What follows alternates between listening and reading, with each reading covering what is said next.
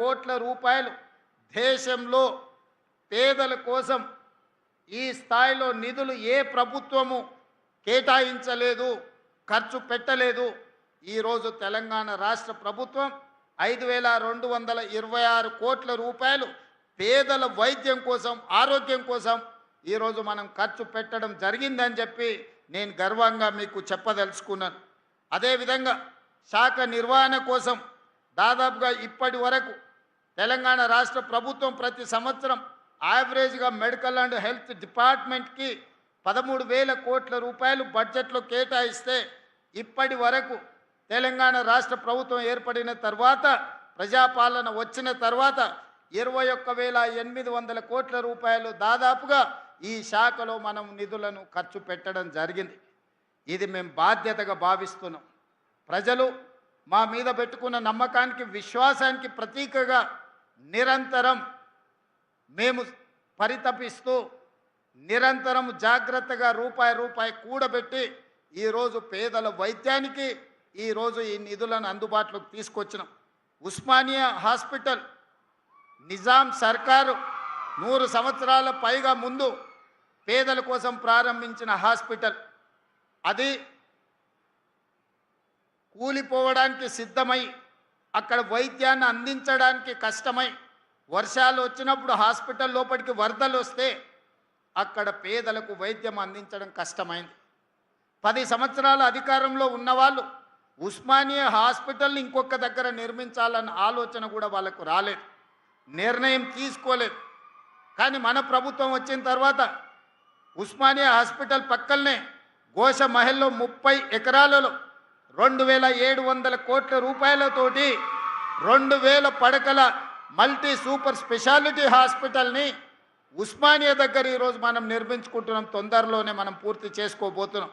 సనత్ నగర్లో టెంకాయ కొట్టిండ్రు, నిధులు నిర్మాణం మర్చిపోయింది. అల్వాల్లో టిమ్స్కి టెంకాయ కొట్టిండ్రు, నిధులు నిర్మాణం మర్చిపోయిండ్రు.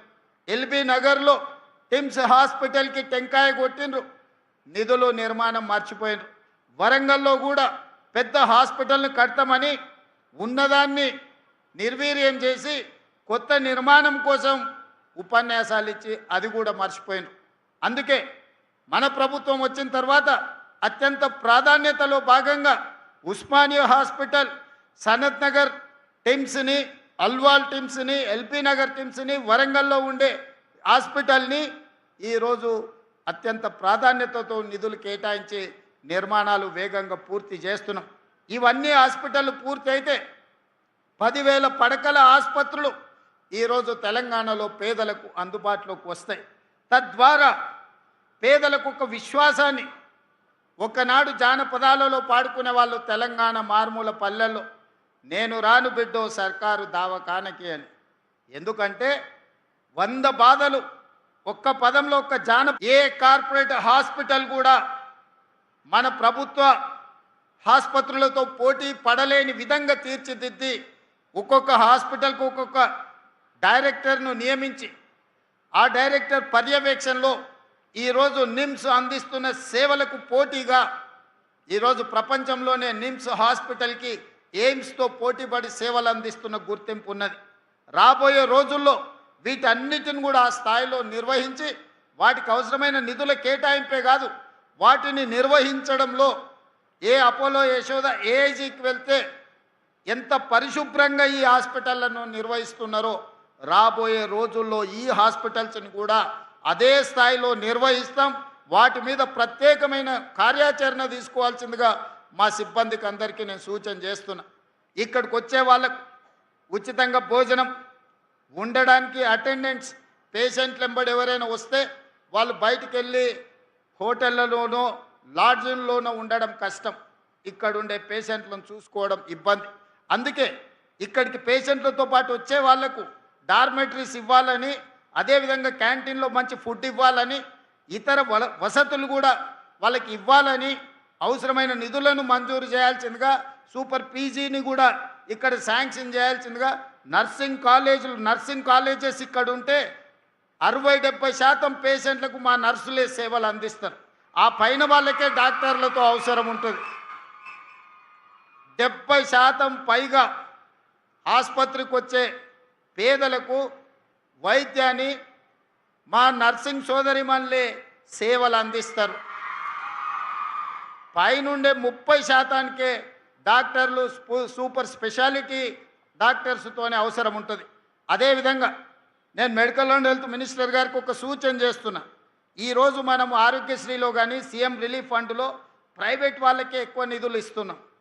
మీరు గవర్నమెంట్లో డాక్టర్లను అదనపు సమయాన్ని పని చేయమని ఉండి సర్జరీలు చేసే డాక్టర్లకు ఇన్సెంటివ్స్ ఇద్దాం. అప్పుడు ఆ డాక్టర్లు అదనపు సమయం మన ప్రభుత్వ వైద్యశాలల్లోనే పనిచేస్తారు. వాళ్ళ డ్యూటీ సమయం తర్వాత వాళ్ళ నైపుణ్యాన్ని వాళ్ళ నేర్పరితనాన్ని ప్రభుత్వ ఆసుపత్రుల్లో చేరే పేషెంట్ల కోసం ఉపయోగిస్తే వాళ్ళు సర్జరీలు వాళ్ళకున్న స్పెషాలిటీని పేదలకు వైద్య సేవలు అందిస్తే మనం ఇన్సెంటివ్స్ ఇద్దాం. ఆ ఇన్సెంటివ్ ఇచ్చినప్పుడు ఆటోమేటిక్గా వాళ్ళు అడిషనల్ అవర్స్ ఇక్కడ పనిచేస్తారు. They can spend quality time for poorest of the poor patients. So ఇప్పుడు మనం ఇక్కడ ఇవ్వకపోతే వాళ్ళు డ్యూటీ అవర్స్లో ఇక్కడ పనిచేసుకొని వాళ్ళు ప్రైవేట్ ప్రాక్టీస్ చేయడమో ప్రైవేట్ హాస్పిటల్స్లో పనిచేయడమో లేదా వాళ్ళకున్న నైపుణ్యాన్ని ఇతర దగ్గర ఉపయోగిస్తున్నారు. కాబట్టి మీరు దీనికి క్షుణ్ణంగా పరిశీలించి నేను అధికారులకు కూడా సూచన చేస్తున్నా.